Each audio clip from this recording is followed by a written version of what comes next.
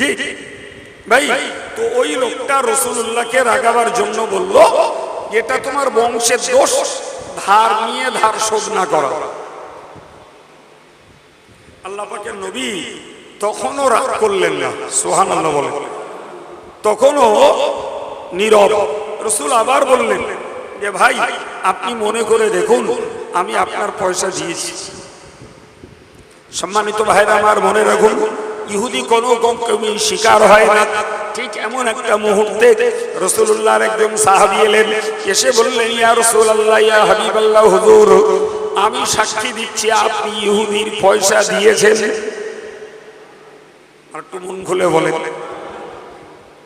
তাহলে রাসূলের পক্ষে একটা সাক্ষী এলো, সাক্ষী পাওয়া গেল। সাহাবী বলছেন, হুজুর, আমি সাক্ষ্য দিচ্ছি আপনি ইহুদির পয়সা দিয়েছেন। তাহলে এই কথাটা তো রাসূলের পক্ষে প্লাস পয়েন্ট, এটা রাসূলের পক্ষে উপকারে এসেছে। কিন্তু আশ্চর্য ব্যাপার, রাসূলুল্লাহ সাহাবীকে বললেন, হে সাহাবী, আমি যখন পয়সা দিয়েছিলাম তুমি সেখানে ছিলে না, অতএব তুমি আমার হয়ে সাক্ষী দিতে পারো না। জোর করে বলুন সুবহানাল্লাহ। এর নাম আদর্শবান নবী, এর নাম বিশ্ব নবী। উনি তো এক কথাই ইহুদিকে বলতে পারতেন যে ভাই, তুমি এতক্ষণ ধরে তো অস্বীকার করছো যে আমি তোমার পয়সা দিইনি, এই তো সাক্ষী দিচ্ছে আমি তোমার পয়সা দিয়েছি। কিন্তু নবী সাহাবীর সাক্ষী নিজের পক্ষে অ্যাকসেপ্ট করলেন না, বরং বললেন যে আমি যখন পয়সা দিয়েছি তুমি সেখানে ছিলে না, ফলে তুমি আমার হয়ে সাক্ষী দিতে। সম্মানিত ভাইরা আমার, মুরব্বীরা, ঠিক ওই মুহূর্তেই ইহুদি বলছে, ও ভাই মুহাম্মদ, আমি স্বীকার করছি তুমি আমার পয়সা দিয়েছো। একই কেস। এতক্ষণ ধরে লোকটা বিতর্ক করলো, নবীকে প্রকারান্তরে মিথ্যাবাদী বানালো, আর সেই লোকটা এখন বলছে যে আমি সাক্ষ্য দিচ্ছি তুমি পয়সা দিয়েছো। রাসূল হতবাক হয়ে গেল, রাসূল হতবাক হয়ে গেল। বললে, ভাই, তুমি এতক্ষণ ধরে আমাকে অপমান করছো, লাঞ্ছিত করছো, আমাকে মিথ্যাবাদী বানাচ্ছ। আমি তোমার পয়সা দেইনি বলে তুমি বারবার আমার উপরে পেড়াপেড়ি করছো, আর এখন বলছো পয়সা দিয়েছি। ব্যাপারটা কি, ঘটনা কি? লোকটি বলল, ভাই মুহাম্মদ, আমি তাওরাত কিতাব পড়েছি, ওই তাওরাত কিতাবে দেখেছি আখিরি জামানার যিনি পয়গম্বর হবেন, আখিরি জামানার যিনি পয়গম্বর হবেন, যদি কখনো তার পক্ষে কেউ অপ্রকৃত সাক্ষী দেয়, সেটা তার পক্ষে এলেও তিনি মানবেন না। এই কথাটি আমার তাওরাত কিতাব পড়ে শেখা হয়েছে। আমি ওই জন্যই লম্বা সময় ধরে তোমার সঙ্গে বিতর্ক করছিলাম আর অপেক্ষা করছিলাম কেউ একজন এসে তোমার হয়ে সাক্ষী দিক। দেখি না তুমি ওই সাক্ষীটা গ্রহণ করো কিংবা প্রত্যাখ্যান করো, সাক্ষীটা গ্রহণ করো কিংবা তুমি সাক্ষীটা উপেক্ষা করো। এই দেখার জন্যই আমি লম্বা সময় ধরে এই বিতর্ক তোমার সঙ্গে করেছি। আমি হাতে নাতে দেখতে পেলাম তোমার শিষ্য, তোমার সহচর তোমায় যখন বলল যে তুমি পয়সা দিয়েছো, সাক্ষী দিচ্ছেন, কিন্তু তিনি যেহেতু সেখানে ছিলেন না, এই অপ্রকৃত সাক্ষীটাকে তুমি যেহেতু গ্রহণ করলে না, এতেই আমি বুঝে গেছি যে তুমি আখিরি জামানার পয়গম্বর। আল্লাহু আকবার। সত্যতার কি মূল্য, সাধুতার কি দাম।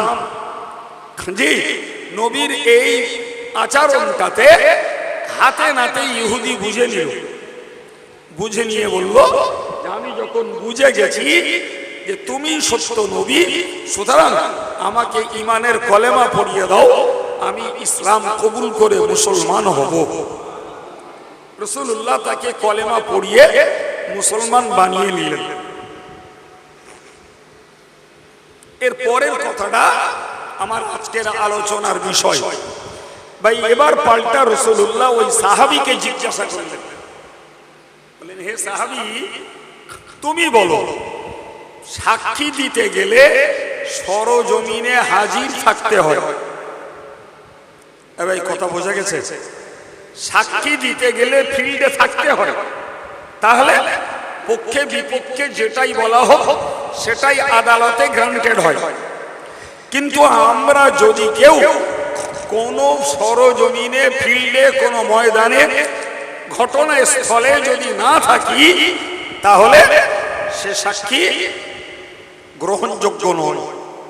তাহলে ওই সাহাবী সত্যি নবী যখন পয়সা দিয়েছিলেন তিনি সেখানে ছিলেন না, ফলে তার তো রসুলের পক্ষে সাক্ষী দেওয়া উচিত নয়। নবী ওইটা পাল্টা জিজ্ঞাসা করলেন, তুমি যখন ছিলে না তাহলে সাক্ষী দিলে কেন? এটাই আমার বলার উদ্দেশ্য। আল্লাহ পাকের নবী সাহাবী বললেন, ইয়া রাসূলুল্লাহ, ইয়া হাবিবাল্লাহ, হুজুর আমরা বর্বর ছিলাম, আমরা মূর্খ ছিলাম, আমরা অজ্ঞ যুগের মানুষ ছিলাম, আল্লাহকে চিনতাম না, নবী চিনতাম না, কবরের আযাব বলে কিছু জানতাম না, হাসরের দিনে বিচার হবে জানতাম না, জাহান্নাম আছে জানতাম না, জান্নাত আছে জানতাম না, জাহান্নামের উপরের পুল আছে পার হতে হবে এ কথাও আমরা জানতাম না। এই সব অদৃশ্যের বিষয়গুলি আপনি বলেছেন আল্লাহ আছে বিশ্বাস করেছি, আপনি বলেছেন কবরে আযাব হতে পারে বিশ্বাস করেছি, আপনি বলেছেন হাসরের দিনে সবাইকে একত্রিত হতে হবে বিশ্বাস করে নিয়েছি, আপনি বলেছেন জাহান্নামের উপরের পোল আছে বিশ্বাস করে নিয়েছি, আপনি বলেছেন জাহান্নাম রয়েছে বিশ্বাস করেছি। আর এই সামান্য কটা টাকা আপনি দিয়েছেন বলছেন ইহুদি যতই অস্বীকার করুক, আপনার এই অবাস্তব চোখে না দেখা কথাগুলোকে যখন বিশ্বাস করেছি, সামান্য কটা টাকা আপনি দিয়েছেন বলছেন, এটা কেমন করে অস্বীকার করি? তাই ওই পরকালের বিশ্বাসের ভিত্তিতে আমি সাক্ষী দিয়েছি যে আপনি এর টাকা শোধ করেছেন। ব্যাপারটা বুঝুন। যদিও তার সাক্ষী রাসূলুল্লাহ অ্যাকসেপ্ট করেননি, কিন্তু সাহাবীর যুক্তিটা বুঝুন। এটা তো দুনিয়ার কটা টাকা, আর আখিরাতের অদৃশ্য বিষয়গুলি যার একটাও বাস্তবতা এখনো আমরা চোখে দেখিনি, সেইগুলো সব আপনার কথাই বিশ্বাস করি। কথা ক্লিয়ার হচ্ছে আমার বক্তব্য? তাহলে এই সাহাবী নবীকে কাছ থেকে দেখেছেন, নবীর আচার ব্যবহার দেখেছেন, নবীর সাধুতা, সত্যতা, স্বচ্ছতা একদম ঘনিষ্ঠভাবে দেখেছেন, এবং নবী পাকের পূর্ণ ব্যবহারের প্রতি তার হৃদয়ে একটা আস্থা তৈরি হয়েছে।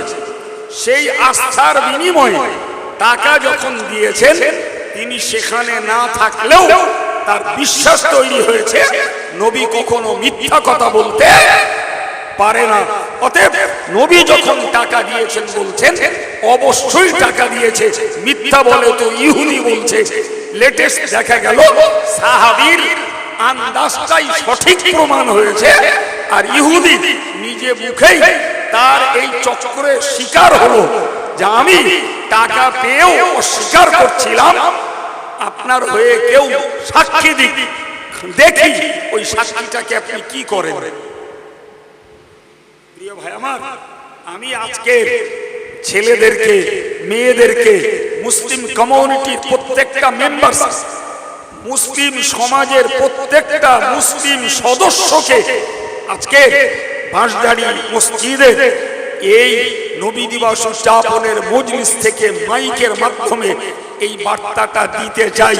হে ছেলে, হে মেয়ে, যারা ধর্মহারা, যারা আমলহারা, আপনি আপনার বিবেককে জিজ্ঞাসা করুন যে আপনি নবীর ঘনিষ্ঠ কতটা, কিসে আপনি নবী পাকের কাছের উম্মত বলে দাবি করবেন? তবে কিয়ামতের দিনে নবী আপনার পক্ষে আপনাকে জেনে বুঝে সাক্ষী দেবে। কথা বলেন, কথা বলেন। আরে নবী দৈহিকভাবে পৃথিবীর উপরিভাগে নেই, ঠিক তো? নবী দৈহিকভাবে ভূপৃষ্ঠে পৃথিবীর উপরিভাগে নবী নেই, কিন্তু আমরা বিশ্বাস করি নবী মাটির গর্ভভাগে, কিন্তু হায়াতুন নবী, জিন্দা নবী, তিনি কবরে দুনিয়া থেকে মরে যেও সেখানে অমর। সুবহানাল্লাহ বলেন, ঠিক না ভুল? সম্মানিত ভাইরা আমার, জগৎ বরেণ্য মুহাদ্দিস হযরত আল্লামা জুরকানি তিনি তার কিতাবে লিখেছেন, প্রিয় নবী সাল্লাল্লাহু আলাইহি ওয়াসাল্লাম কবরে যেমন জিন্দা, তিনি 5 ওয়াক্ত কবরে আযান দেন এবং 5 ওয়াক্ত নামাজ পড়েন। পাশাপাশি ওই কবরে নবীর কাছে রিজিক পাঠানো হয়। শুনছেন না অন্যমনস্ক হচ্ছেন? সময় বাঁধা দ্বারা ঘটির কাঁটা খুললেই পালাবো আমি, আর আমি ফাঁকিবাজি বুঝি রে, সময় নষ্ট করি রে, উঠি আলোচনা শুরু করি। যারা অন্যমনস্ক হচ্ছেন ঠকবেন। কি বলেছি? নবী কবরে জিন্দা, সেখানে 5 ওয়াক্ত আযান দেন, 5 ওয়াক্ত নামাজ পড়েন এবং রাসূলুল্লাহর কাছে আল্লাহর পক্ষ থেকে রিজিক দেয়া হয়। কি বুঝবেন? হযরত সাঈদ ইবনুল মুসাইয়্যিব রাদিয়াল্লাহু আনহু তিনি একজন তাবী, তিনি বলছেন মদিনায় একবার খুব রক্তক্ষয়ী যুদ্ধ হয় এবং সেই যুদ্ধে মদিনার পুরুষ মহিলা বাসিন্দা যারা, তারা সব সেখান থেকে আত্মগোপন করে। শুনছেন কথা? উনি তখন অসুস্থ। উনি বললেন, আমি কোথাও যাওয়ার জায়গা না পেয়ে আমি মসজিদে নববীতে যেয়ে আশ্রয় নেই।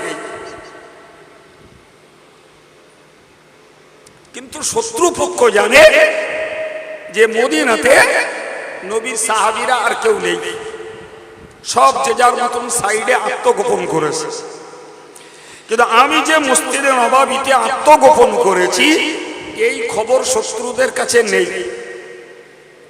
কিন্তু যখন জোহরের ওয়াক্ত হয়েছে তখন তো স্বাভাবিকভাবেই তার টেনশনটা বেড়ে গেছে যে আমি মসজিদে আছি, অথচ নবীর মসজিদে আযান হবে না।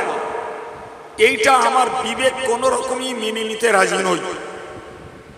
কিন্তু আমি যেই আযান দেব এ আওয়াজ বাইরে পৌঁছে যাবে, শত্রুরা আমাকে ধরে ফেলবে। ব্যাপারটা বোঝা গেছে বাবা? অতএব আযান হবে না এটা যেমন মনের কাছে খারাপ লাগছে, আমি আযান দিলে আমার আওয়াজ ভর করে শত্রুরা আমাকে আক্রমণ করবে এই ভয়টাও আমার মধ্যে কাজ করছে। হযরত সাঈদ ইবনুল মুসাইয়্যিব রাদিয়াল্লাহু আনহু বলেন, আমি অত্যন্ত চঞ্চল এবং ব্যস্ত হয়ে পড়ি। একবার রাসূলুল্লাহর মেহরাব তথা রসুলের মেম্বার, আর একবার রসুলের মাজার, এই মাঝখানের জায়গাটা হলো রাউদাতুম মির রিয়াজিল জান্নাহ। এটাই হলো জান্নাতের একটা টুকরা। একবার জোরে বলুন সুবহানাল্লাহ। তাম পৃথিবীর উমরাকারী আর হাজী সাহেবরা একবার হলেও ওই রিয়াজুল জান্নাত অর্থাৎ জান্নাতের টুকরাতে তারা নামাজ পড়ার সুযোগ পায় বা সুযোগ নেয়, সেখানে একটু দোয়া করার সুযোগ নেয়। এইটা হলো ওই দিকটায় রসুলের মাজার আর এই দিকটায় মেম্বার। এই মাঝখানের জায়গাটা রাউদাতুম মির রিয়াজিল জান্নাহ। হযরত সাঈদ ইবনুল মুসাইয়্যিব বলছেন, আমি একবার মেম্বারের কাছে আর একবার রাসূলের মাজারের কাছে যেন অত্যন্ত অস্থিরতার সঙ্গে বারবার যাতায়াত করতে থাকি। এই করতে করতে যখন মসজিদে নববীতে জোহরের আযানের সঠিক সময় হয়েছে, আমি নিজ কানে শুনছি রাসূলুল্লাহ তার মাজারের ভিতর থেকে আযান দিচ্ছেন। এক নয়, দুই নয়, তিন নয়, 3 দিন, 3 5 15 ওয়াক্ত নামাজ আযান হয়েছে রাসূলুল্লাহর মাজারে। আর মসজিদে নববীতে নামাজ পড়েছি আমি একা। কি বুঝছেন? নবী কবরে জিন্দা না মুর্দা? সম্মানিত ভাইরা আমার, খুব ভালো করে বুঝে বলুন, ভালো করে বুঝে বলুন ভাই। বিজ্ঞানের উন্নতি যত বেশি হয়েছে, বহু বিষয় ইসলামের সত্যতা প্রমাণ করা তত সহজ হয়েছে। স্বীকার করে, ঠিক না ভুল? আমি লম্বা লম্বা একাধিক উদাহরণ দেব, ছোট্ট একটা উদাহরণ দিচ্ছি, কিছু মনে নেন, ভালো করে ব্যাপারটা বুঝুন। ভাই, আজকের যুগে আমরা যারা স্যাটেলাইট ব্যবহার করি, মনে করুন একটা লোক বাঁশঝাড়ি বসে তিনি টিভির স্ক্রিনে আমেরিকার খেলা দেখছে, কথা বলে, কিংবা তিনি টিভির স্ক্রিনে এখানে বসে নেট চালিয়ে সারা পৃথিবীর যে কোনো দেশ আপনি ইচ্ছা করলে দেখতে পারবেন না? পারবেন না? পারবেন। এমনকি আপনার মোবাইলে আপনি লাইভ স্ক্রিনশট করুন, আপনি এখানে বসে দেখতে পাবেন। আচ্ছা বলেন, এই যে সারা পৃথিবীর লোকগুলো যে যার ঘরে বসে সারা পৃথিবীকে ওয়াচ করছে, সারা পৃথিবীকে দেখছে, আপনি এখানে বসে সৌদির হজ দেখছেন, দেখতে পায় না লোকে? জি, এখন বলুন, এই লোকগুলোর কিন্তু সেইখানে যেতে হয়নি বাবা। তাহলে বিজ্ঞানের আবিষ্কারের বিনিময়ে আমরা হাতে নাতে দেখতে পাচ্ছি যে সারা পৃথিবী আজকের মানুষের হাতের মুঠোর মধ্যে, ঠিক না বল? তাহলে কাউকে সেই ঘটনাস্থলে যেতে হচ্ছে না, এখানে বসেই স্যাটেলাইটের মাধ্যমে সবকিছু দেখে গেছে। এটা যদি আমাদের চোখের সামনে বাস্তবে রূপ পায়, বুকে হাত দিয়ে বলুন, বিশ্ব উম্মতে মুসলিমা আমরা কি করছি? আমরা ধর্ম করছি না অধর্ম করছি? আমরা নবীর ভক্ত না নবীর দুশমন? আমরা নবীর ভক্তির দাবি করে নবীর বিরুদ্ধাচরণ করছি? এই ছবিটা রাসূল পাক সাল্লাল্লাহু আলাইহি ওয়াসাল্লাম তার মাজার মুকদ্দাসে থেকে আল্লাহ দেখালে তিনি দেখতে পাবেন কিনা? কি বলছে? পাবে না? বাবু, বিজ্ঞান তো আল্লাহ পাকের সৃষ্টি কিছু বস্তুকে তারা সেট আপ করে এই মেশিনগুলো বানিয়েছে। একটা মোবাইল খুলুন, তাতে কিছু চুম্বক, কড়া আইসি, কিছু দস্তা, এই তো তার মধ্যে রয়েছে। এসব তো খোদার সৃষ্টি বস্তু। সেইগুলোকে আল্লাহ মানুষের মস্তিষ্ক দিয়েছেন, কাজে লাগিয়ে একটা মেশিন আবিষ্কার করে বিশ্বের দরবারে তুলে দিয়েছে। মানুষ হাজারো উপকার তার দ্বারাতে লাভ করছে। আবার কপাল যাদের পুড়েছে, সেই মোবাইল নামক যন্ত্রটা নিয়ে কেউ ক্ষতিগ্রস্ত হচ্ছে, ঠিক না? আমার বক্তব্য, তাহলে যে আল্লাহ বস্তু সৃষ্টি করেছেন আর যে আল্লাহ এই বান্দার ব্রেন দিয়েছেন, সে আল্লাহ তার নবীকে কবরে রেখে তার উম্মতের চিত্র তিনি দেখাতে পারেন না? পারেন না? পারেন। প্রিয় ভাইরা আমার, আমরা টেপ রেকর্ডার ছোটবেলায় দেখেছি এরকম বড় বড়, তখন ওয়াজ করতে গেলি ওই লোকেরা এই টেপ এনে সামনে দিত, এই বড় বড়। সেসব আর আছে? এই যন্ত্রের মধ্যে সব নাকি? অতি ভিডিও, অতি রেকর্ডার, ওতেই অডিও, সব ওতে।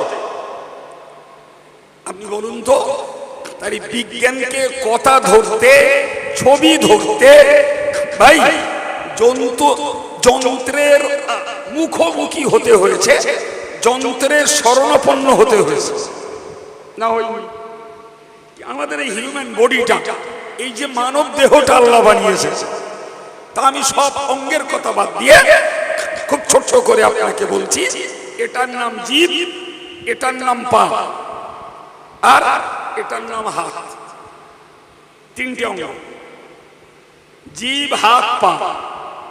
আল্লাহ বলছেন কিয়ামতের দিনে আমি আল্লাহ যখন কোন বান্দার কাছে কৈফিয়ত করব, তো বান্দা মিথ্যা কথা বলে আমার কাছে তার সাধুতা প্রমাণ করতে অপচেষ্টা করবে। ওই সময়ে সারা জীবনব্যাপী বান্দা তার জিভ দ্বারা কথা বলেছে। আমি আল্লাহ নাখতিমু আলা আফওয়াহি, ওর মুখটাকে সিল করে দেব, জিভ বন্ধ। তুমি এতদিন দেখেছো জিভ দ্বারা কথা বলে, জিভ বন্ধ, মুখ সিল করা। কথা বলবে তুকাল্লিমুনা আইদিহি, মানুষের হাত আমি আল্লাহর সঙ্গে কথা বলবে। সুবহানাল্লাহ বলেন। এটা আল্লাহর কুদরতের এক অসাধারণ কৃতিত্ব। হাত কথা বলবে, আর হাতের হয়ে সাক্ষী দেবে কথা শাহাদু আরজুলুহুম, বান্দার পা সাক্ষী দেবে। আমরা সারা জীবন জানি হাত দ্বারা কাজ করা যায়, পা দ্বারা হাঁটা যায়, দুটো মৌলিক কাজ। কিয়ামতের দিনে হাত কথা বলবে আর পা সাক্ষী দেবে। তাহলে বিজ্ঞানকে রেকর্ডার আবিষ্কার করতে তাদেরকে যন্ত্রের শরণাপন্ন হতে হয়েছে, যন্ত্রের মুখাপেক্ষী হতে হয়েছে। কিন্তু আমার আল্লাহ যে হিউম্যান বডিটাই বানিয়ে দিয়েছেন, এটাই রেকর্ডার, এই রেকর্ড করছে। কি বুঝলেন? এই রেকর্ড করছে, এই আমার টোটাল লাইফ হিস্ট্রি আল্লাহর কাছে ব্যক্ত করে দেবে। এবার আমার সাধু হওয়ার জায়গা কোথায়? আমার সাধুতার প্রমাণ দেওয়ার, পাশ কাটিয়ে যাওয়ার আর তো রাস্তা নাই। আছে বাবা। প্রিয় ভাই আমার, আমি আপনাকে বোঝাতে চাইছি, এত কথা বলার পিছনে আমার মূল লক্ষ্য হলো যে আল্লাহ বললেন, নবী আমি তোমাকে সাক্ষী দাতা করে পাঠিয়েছি। তাহলে নবী যতদিন পৃথিবীতে ছিলেন ততদিন নবী তার সামনে কোন উম্মতেরা আল্লাহকে মেনেছেন, কারা মানেননি, এগুলো তো সরাসরি নবী চোখে দেখেছেন। ফলে যারা আল্লাহ আল্লাহ রসুলের গোলামি করেছে, নিশ্চিত নবী তাদের পক্ষে সাক্ষী দেবেন। কিন্তু যারা আল্লাহ আল্লাহ রসুলের বিপরীত মত পথ ধারণ করেছে, বৃত্তচারণ করেছে, নিশ্চিত নবী সাক্ষী তাদের বিপক্ষে চলে যাবে। এখন নবী পাক সাল্লাল্লাহু আলাইহি ওয়াসাল্লাম তিনি ভাই 632 খ্রিস্টাব্দে ধরুন ইন্তেকাল করেছে। কত বোঝা গেল? তাহলে সেই দিন থেকে নবী আর ধরা পৃষ্ঠে নেই, নবী আর মানুষের মাঝে নেই, নবী তার মাজার মুকদ্দাসে কবরে। এখন দুটো দিক হয়, ওই নবীকে আমার আল্লাহ উম্মতের চিত্র কবরে ফেলে কবরে রেখে দেখিয়ে দিচ্ছেন। অন্যথায় আরেকটা রাস্তা হলো যে উম্মতের আমালগুলোকে ফেরেশতা মারফত ওই নবীর কাছে পেশ করা হচ্ছে। সুবহানাল্লাহ বলেন। দুটোই যুক্তিসঙ্গত।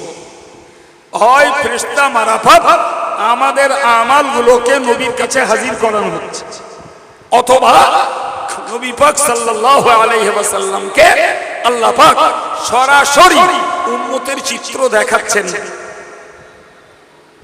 আল্লাহর পক্ষে এটা কঠিন না সহজ? ভাই রাসূলুল্লাহ মিরাজ থেকে ঘুরে এলেন। আমার দিকে তাকান, আমি বিষয় বোঝাতে তথ্য দিচ্ছি। রাসূল মিরাজ থেকে ঘুরে এলেন। মিরাজ মানে ঊর্ধ্ব আকাশ ভ্রমণ। তো ঊর্ধ্ব আকাশ ভ্রমণের যাত্রা নবীর শুরু হয়েছে বাইতুল জেরুজালেমের বাইতুল মুকাদ্দাসের আঙিনা থেকে। কিন্তু নবী ছিলেন মক্কায়। এই মক্কা থেকে জেরুজালেমের বাইতুল মুকাদ্দাসের দূরত্ব কম বেশি 1 মাসের রাস্তা। 1 মাসের রাস্তা মানে হাঁটা পথে ধরে নিতে পারেন কম বেশি 550-600 কিলোমিটার, 600 মাইল, 550-600 মাইল, কিলোমিটার না। আর ওই জমানার চলার গতি হিসাবে ওই পথটা পায়ে হেঁটে যেতে মাসখানিক সময় লাগবে। এই এক রাত্রিতে নবীকে মক্কা থেকে বাইতুল মুকাদ্দাস যেতে হয়েছে। আর ওইখান থেকে ঊর্ধ্ব আকাশ যাত্রা শুরু করেছেন এবং সেই রাতেই সপ্ত আসমান ভেদ করে আরশ মহল্লায় গেছেন, জান্নাত জাহান্নাম দেখেছেন। আবার যথারীতি ফজরের আগে নবী তার বাসায় ফিরে চলে এসেছেন। ভাই, আমি বিজ্ঞানী তথ্য দিয়ে আপনাকে বোঝাতে সময় পাবো না। জি, আমাদের যথেষ্ট আত্মবিশ্বাস আছে, ফলে আমি ধর্মীয় তথ্যের ভিত্তিতেই আপনাকে কথাটা শুধু রিমাইন্ডার দিচ্ছি, একটু স্মরণ করুন। ভাই, নবী এশার নামাজ পড়ে গেছেন, নবী এশার নামাজ পড়ে গেছেন। প্রশ্ন তোলার জায়গা নেই যে নবী ওই রাতেই আল্লাহর পক্ষ থেকে নামাজ এনেছিলেন, কিন্তু রাসূলুল্লাহ এর পূর্বেও অন্য নবীদের অনুসরণে এশার নামাজ, ফজরের নামাজ নবী পড়তেন। সুবহানাল্লাহ। তো সেদিনও নবী এশার নামাজ পড়ে বেরিয়েছেন মানে মক্কায় শুয়ে আছেন। তিনি ছিলেন উম্মে হানির ঘরে, ওখান থেকে তুলে আনা হয়েছে, রাসূল কাবার চত্বরে এসে আবার শুয়েছেন। এই জন্য বর্ণনা দুটো কথা এসছে। একটা বর্ণনা এসছে উম্মে হানির ঘর থেকে নবীর মেয়ারাজের যাত্রা শুরু, আর একটা বর্ণনা এসছে যে কাবার চত্বর থেকে নবী পাকের মেয়ারাজের যাত্রা শুরু। আসল ঘটনা হলো উম্মে হানির ঘরে ছিলেন, ওখান থেকে এসে কাবা চত্বরে আর একবার শুয়েছেন। তারপরে এবার তাকে জিবরিল আলাইহিস সালাম ডেকে নিয়ে যাত্রা শুরু করেছেন। সুবহানাল্লাহ। ভাই, প্রথমত তাকে যেতে হয়েছে মক্কা শরীফ থেকে বাইতুল মুকাদ্দাস। কতটা রাস্তা বলেছি বাবু? জি, এইটাকে কোরআনের পরিভাষায় বলা হয় ইসরা, যেটা আমাদের মাঝে খুব প্রচলিত নেই শব্দটা। কি শব্দ বলেছি? এই জোরে বলেন, ইসরা। এর বাংলা মানে হলো রাত্রিবেলা চলা। তো নবী মক্কা থেকে বাইতুল মুকাদ্দাসে গেছেন, ওখানে যে তিনি 2 রাকাত নামাজ পড়িয়েছেন। তারপরে ওইখান থেকে উর্দু আকাশ ভ্রমণ শুরু করেছেন। এখন আপনি বলুন, উর্দু আকাশ ভ্রমণের কোন যানবাহন পৃথিবীতে আজও নেই, আছে নাকি? আপনি বলবেন এরোপ্লেন, ওটা কি আর আমি জানি না? ভাই, এরোপ্লেন উর্দে ওঠার একটা বর্ডার আছে, 30,000 35,000 ফুট পর্যন্ত উপরে ওঠে, তারপরে স্টেজ চলে এবং তার গন্তব্যস্থলে পৌঁছায়। এই কথা বুঝে আসছে কি? জি, নরমালে বায়ুমণ্ডল চলে 52 মাইল পর্যন্ত, এর ঊর্ধ্বে বায়ুমণ্ডল নেই। সুতরাং যারা চাঁদে গেছে বলছে, মঙ্গল গ্রহে গেছে বলছে, ভাই চাঁদ মঙ্গল গ্রহ যেটাই বলুন, এটা সব প্রথম আসমানের নিচে। এই কথা বুঝতে পারছেন কি? চাঁদ বলুন, মঙ্গল গ্রহ বলুন, নেপচুন বলুন, প্লুটো বলুন, এরা যত গ্রহ উপগ্রহ যা আবিষ্কার করেছে, এর একটাও প্রথম আসমানের ঊর্ধ্বে নয়, সব প্রথম আসমানের নিচে। এই মনে থাকবে কথা। আর আমার নবীর যাত্রা কোথায় বলেছি? বলেন বলেন। 1 2 3 4 5 6 7 আসমান ভেদ করে আরশ মহল্লা। সুবহানাল্লাহ বলেন। নবী এই সপ্ত আকাশ ভেদ করে আরশ মহল্লায় গেছেন, আল্লাহ নিয়ে গেছেন। ফলে ওই জায়গায় পৌঁছানোর কোনো যানবাহন পৃথিবীতে নেই, আর হবেও না, কারোর ক্ষমতা নেই। বাকি যারা এই রকেট চালিয়ে, স্পুটনিক চালিয়ে যারা ঊর্ধ্ব জগতে এই উঠছে, চাঁদে বলুন, মঙ্গল গ্রহে বলুন, বুধে বলুন, নেপচুনে বলুন, প্লুটোতে বলুন, সব আসমানের নিচে, সেটা বিজ্ঞানের উন্নত আবিষ্কারের ভিতরে বিনা বিতর্কে সত্য বলে বিশ্বাস করেও যদি নেই, তাও নবী পাকের পাশে আসার ক্ষমতা তাদের নাই। কথা বোঝা গেল?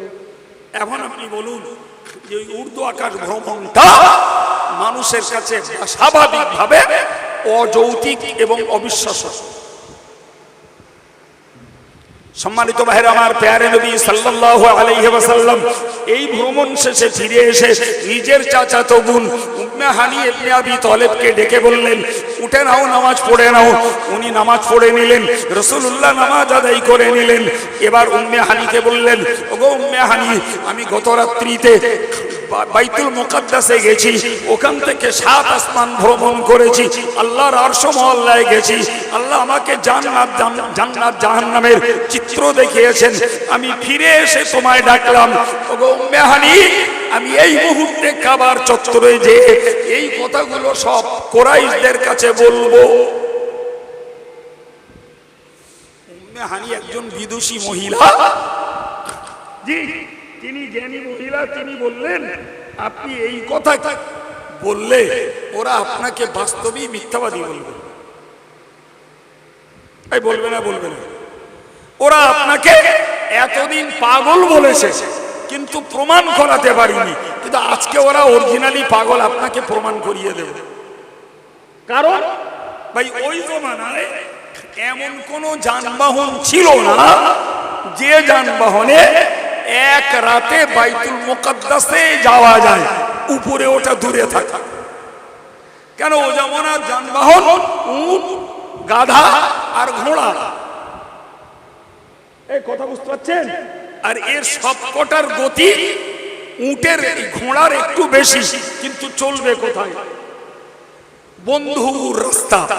বন্ধুর মানে হলো উঁচু নিচু, এই খানিকটা ভালো, আবার পাহাড়ি টিলা, আবার এটা ঘুরে ওটা পাহাড়ি গিরিপথ দিয়ে এভাবেই পথে এগোতে হয়। না ঘোড়ার চলার ভালো রাস্তা আছে, না উটের, না গাধার। সুতরাং উর্দু আকাশের কথা পরে থাক, বাইতুল মুকাদ্দাসে যাওয়াও এক রাতে কারো পক্ষে সম্ভব না। এই কথা ক্লিয়ার হয়েছে? জি। কিন্তু রাসূলুল্লাহ উম্মে হানিকে বললেন, দেখো উম্মে হানি, আমি নিজে চোখে যা দেখেছি এবং জাগ্রত অবস্থায় সশরীরে আল্লাহ আমাকে যেখানে নিয়ে গেছেন, আমি এ কথা মানুষের কাছে বলবই।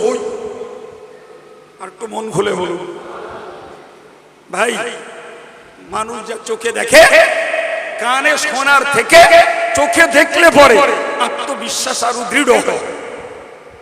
ঠিক না বল? নবী বলছেন, আমি যে চোখে দেখেছি তা বলবই, কোনো কথা না। উম্মে হানি অবাক কাণ্ড, রাসূল যখন কাবার দিকে যাওয়ার উদ্যোগ নিলেন, রাসূলুল্লাহর জামার আঁচলটা, কোনাটা উম্মে হানি টেনে ধরলেন। কেন? কেন? যাতে নবী ওখানে না যায়, আর এই অবিশ্বাস্য কথাগুলো যাতে কুরাইশদের কাছে রাসূল বলতে না পারে। রাসূল এক পর্যায়ে উম্মে হানির কাছ থেকে কাপড়টা টেনে নিলেন, আমরা যারে বলি ছিনিয়ে নেওয়া, নিয়ে চলে গেলেন। আর উম্মে হানির ভিতরটা তোলপাড় করছে। তিনি তো রাসূলের প্রতি ঈমান আনা মানুষ, রাসূলের প্রতি তার বুক ভরা মহব্বত। তিনি চিন্তা করছেন, হায় হায়, যে এতদিনের স্বপ্ন, মানে এতদিন মানে তখন নবীর নবুয়তের দায়িত্ব প্রচারের পিরিয়ড চলছে 11 বছর। ক বছর বলেছি? এই 11 বছর ধরে নবী যত কথা বলেছেন, আজকের সব কথাগুলো এদের কাছে মিথ্যা প্রমাণিত হয়ে যাবে। এই ভয়ে উম্মে হানি তার একটা পরিচারককে পাঠিয়েছেন যে যাও না, একটু দেখো তো আমার নবী কি বলছেন, আর লোকেরা নবীর কথাটাকে কোন মনে নিচ্ছে। তো ওনার জান রাস্তায় কেটে গেছে। রাসূলুল্লাহ যে তিনি এই হাজারে আসওয়াদ আর রুকনে ইয়ামানি, যারা হজ বা উমরা করেছেন তারা জানেন, হাজারে আসওয়াদ আর রুকনে ইয়ামানি কাবার দুটো কোণের নাম। এর মাঝখানটায় রাসূল বসেছেন, আর রাসূলকে ঘিরে ধরে কুরাইশের কৌতূহলী জনতা দাঁড়িয়ে গেছে। রাসূল যখন বলেছেন, আমি গত রাত্রিতে বাইতুল মুকাদ্দাসে গেছি, আর বাইতুল মুকাদ্দাস থেকে উর্দু আকাশ ভ্রমণ করে এসেছি, তো একদল লোক তো ঝাঁপিয়ে ঠাট্টা রহস্য উপহাস করতে করতে চলে গেল। আর একদল লোক বলতেই লাগলো যে আজকেই সত্যি মোহাম্মদ পাগলই হয়েছে। তার কারণ এই জায়গাটায় যাওয়ার এক রাতের কোনো স্বপ্নই দেখা যায়। আমার নবী স্টিল নাও সেখানে। সম্মানিত ভাইয়ের আমার, কিছু কিছু শান্ত মস্তিষ্কের মানুষ বললেন, আচ্ছা যাক, মোহাম্মদ বলছে তো উর্দু আকাশ আমরা ভ্রমণ করিনি, বলতে পারবো না, কিন্তু মোহাম্মদ কখনো বাইতুল মুকাদ্দাসে যায়নি এটা আমরা জানি। কথা ক্লিয়ার? বাঁশঝাড়ির একটা লোক যদি, একটা ছেলে যদি আমেরিকায় থাকে, নিশ্চিত তার বন্ধু মহলে এবং গ্রাম্য পরিবেশে এ প্রচারটা থাকবে যে ওকে ছেলে আমেরিকায় থাকে। কারণ আমেরিকাটা নরমালে যাওয়ার প্রয়োজনও নাই, যাওয়ার মতো অর্থ, যাওয়ার মতো শিক্ষা সব মানুষের মধ্যে নেই। অতএব যে যায় সেটা একটা ভাইরাল হয়, সেটা হাইলাইট হয়। তো মোহাম্মদ কখনো বাইতুল মুকাদ্দাসে যাননি এটা কুরাইশরা ভালো জানে, কিন্তু ওরা ব্যবসা সূত্রে একাধিকবার ওদের বিভিন্ন জনের বাইতুল মুকাদ্দাসে যাওয়ার অভিজ্ঞতা আছে। বলল মোহাম্মদ আমরা ঊর্ধ্ব জগতে যাইনি, কিন্তু আমরা বাইতুল মুকাদ্দাসে গেছি। যাক, ঊর্ধ্ব জগতের কথা ছাড়ো, তুমি যদি বাইতুল মুকাদ্দাসে গিয়ে থাকো তাহলে আমাদের কতগুলি প্রশ্নের উত্তর দাও। বলল বাইতুল মুকাদ্দাসের যে লোকেশন এবং তার সামনে চিত্র কি, বাইতুল মুকাদ্দাসের সিঁড়ির ধাপ কটা, তাতে দরজা কটা, জানলা কটা, বাইতুল মুকাদ্দাসের চিত্রটা কিরূপ। আমি বাঁশঝাড়ি আগে বলেছি না 20 বছর ধরে আসছি, আর 20 বছর ধরে এই মসজিদে নামাজ পড়তে অক্তে এলে তা আমার যদি কেউ জিজ্ঞেস করে যে বলুন দিন বাঁশঝাড়ি মসজিদের গ্রিল করা, থোড়াই আমি কি গ্রিল গুনতে না ওই জিনিসটা বলতে পারো, আমি বলতে পারলাম না। অতএব যে ভদ্রলোক আমার জিজ্ঞেস করলেন সে বললো কাইমসা মিথ্যেবাদী, জীবনেও বাঁশঝাড়ি মসজিদে যাইনি, আর বলছে বাঁশঝাড়ি 20 বছর যাচ্ছি, কড়া গ্রিলটা জানে না। বাবা, রসুল কি বাইতুল মুকাদ্দাসে সিঁড়ির ধাপ আর জানলা দরজা গুনতে গেলেন? রসুল গেছিলেন আল্লাহর নির্দেশে। ওইখানে রসুলের পূর্বেকার 1,00,000 মতান্তরে 2,23,999 জন পয়গম্বর রুহানি হালাতে নবীকে ওয়েলকাম জানানোর জন্য অপেক্ষা করছিল। তাই আল্লাহ বিগত নবীদের সাক্ষাৎ করাতে আমার নবীকে সেখানে নিয়ে গেলেন। হুজুর বলছেন কদ আম্মুনি, আমি যখন ওখানে গেলাম সবাই আমাকে অনুরোধ করে ইমাম বানিয়ে দিল, আমি ইমামতি করলাম, তারা আমার পিছনে ইক্তেদা করে 2 রাকাত নামাজ পড়ে কার্যত প্রমাণ করিয়ে দিল মুহাম্মাদুর রাসূলুল্লাহ সাইয়্যিদুল মুরসালিন, তিনি সকল নবীদের কার্যত লিডার। কথা ক্লিয়ার? কারণ তিনি যে লিডার, তো তারা তো আগের যুগে এক একজন বিদায় নিয়ে চলে গেছে, তাহলে একই পিরিয়ডের লোক নন যখন, তাহলে তিনি তাদের লিডিংশিপ দিলেন কি করে প্রমাণ হবে? তাই আল্লাহ আমার নবীকে বাইতুল মুকাদ্দাসে নিয়ে ইমামতি করিয়ে আর অন্য নবীদেরকে ইক্তেদা করিয়ে তার পিছনে নামাজ পড়িয়ে প্রমাণ করিয়ে দিলেন মুহাম্মদ ইতিবাচক এবং নীতিবাচক দুটি ক্ষেত্রেই শুধু মানবের লিডার নয়, মানবের নবীদেরও লিডার তিনি। এই তো কাজ। সেখানে তো বাইতুল মুকাদ্দাসের কোনো পরিসংখ্যান গণনা করার কোনো সময় অবকাশ নবী নেননি, পাননি, আর ওটা মূল কাজ নয়। আমার আসল কথায় ফিরে আসছে। আল্লাহ পাকের নবী বললেন, আমি যখন হাজারে আসওয়াদার রুকনে ইয়ামানির মাঝখানটায় বসা কৌতূহলী কুরাইশি জনতা আমাকে ঘিরে দাঁড়িয়ে গেল। হুজুর বলেছেন পরবর্তীকালে ওই সময়টা ছিল আমার জন্য অত্যন্ত কঠিনতম সময়। আমার সত্যতার আর মিথ্যার ওটাই ছিল একটা 11th আওয়ার, ওটাই ছিল একটা সঙ্গীন এবং চূড়ান্ত সময়। আমি যদি ওই দিন ওদের প্রশ্নের উত্তর না দিতে পারতাম তাহলে প্রমাণ হতো 11 বছর ধরে আমি আল্লাহর ব্যাপারে, আখিরাতের ব্যাপারে, এই অদৃশ্যের যা কিছু বলেছি সবগুলো ওদের কাছে মিথ্যায় পর্যবসিত হতো। একটা ভয়ঙ্কর সময়। এবং নবী ততক্ষণ পর্যন্ত এক বিন্দু পরিমাণ তৈরি নন কোরাইশদের কারেক্ট অ্যান্সার, ওদের প্রশ্নের যথাযথ উত্তর দেওয়ার ব্যাপারে নবীর কাছে কোনো প্রস্তুতি, কোনো জ্ঞান, কোনো অভিজ্ঞতা নবীর কাছে তখনও কিচ্ছু নেই। ওরা প্রশ্ন ছুড়ে দিল, আমার নবী বললেন, সহিহ মুসলিমের হাদিস, ফাতাজাল্লাল্লাহু লি বাইতুল মাকদিস, আল্লাহ পাক সুদূর মক্কা থেকে শুরু করে জেরুজালেমের বাইতুল মুকাদ্দাস পর্যন্ত এই মাঝখানের সমস্ত ব্যবধানকে দূর করে দিলেন, অথবা খোদ বাইতুল মুকাদ্দাসটাকেই আমার কাছে প্রকাশ করিয়ে দিলেন। আমি ওদের প্রশ্নের উত্তর সচক্ষে দেখে দেখে উত্তরগুলো দিয়ে দিলাম।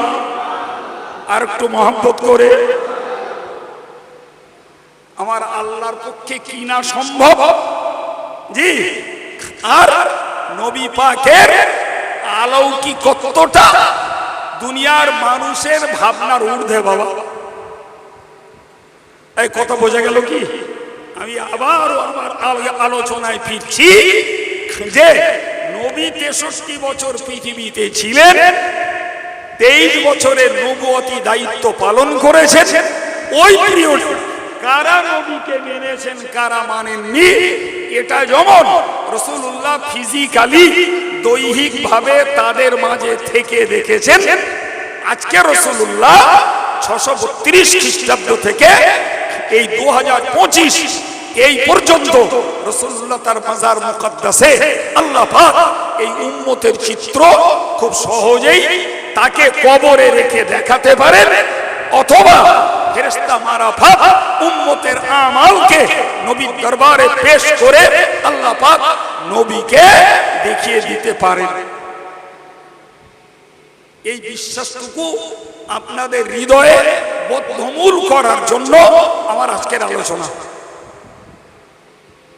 এবার বলুন, নবীর পক্ষে উপস্থিত না থেকেও সাক্ষী দেয়া সম্ভব কিনা? তাড়াতাড়ি বলুন।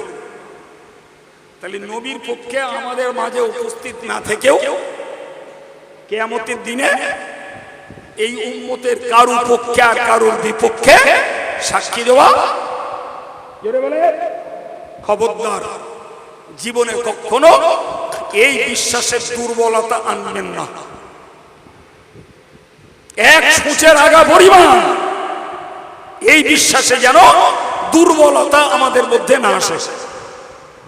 শুনুন এবার একটা তথ্য বলি, সহিহ বুখারীর একটা বর্ণনা। রাসূল করিম সাল্লাল্লাহু আলাইহি ওয়াসাল্লাম হযরত আব্দুল্লাহ ইবনে মাসউদ রাদিয়াল্লাহু আনহু কে একদিন বললেন, হে আব্দুল্লাহ, তুমি আমাকে একটু কোরআন পড়ে শোনাও। তাই শুনছেন কথা? রাসূলুল্লাহ নিজে ডিমান্ড করছেন তার একজন সাহাবী শিষ্যের কাছে যে আমাকে একটু কোরআন পড়ে শোনাও। উনি বললেন, আকরাউ আলাইকাল কোরআন আল কোরআনু উনজিলা আলাইক। বললে, হুজুর আমি আপনার কাছে কোরআন পড়ে শোনাবো? খোদ কোরআন নাজিল হয়েছে আপনার কাছে। কথা বুঝে আসছে? খোদ কোরআন আপনার কাছে নাজিল হয়েছে, আর সেই কোরআন আমি শোনাবো? তো রাসূল বললেন, আব্দুল্লাহ, আমার এই তোমার জবানের কোরআন তেলাওয়াত শুনতে ভালো লাগে। সুবহানাল্লাহ। হযরত আব্দুল্লাহ ইবনে মাসউদ রাদিয়াল্লাহু আনহু জি তিনি কোরআন শরীফের সূরা নিসা পড়তে শুরু করলেন। শুরু করে ওই মোটামুটি রুকু 6 পড়েছেন। তো এই 6 রুকুর দিকে একটা আয়াত আছে।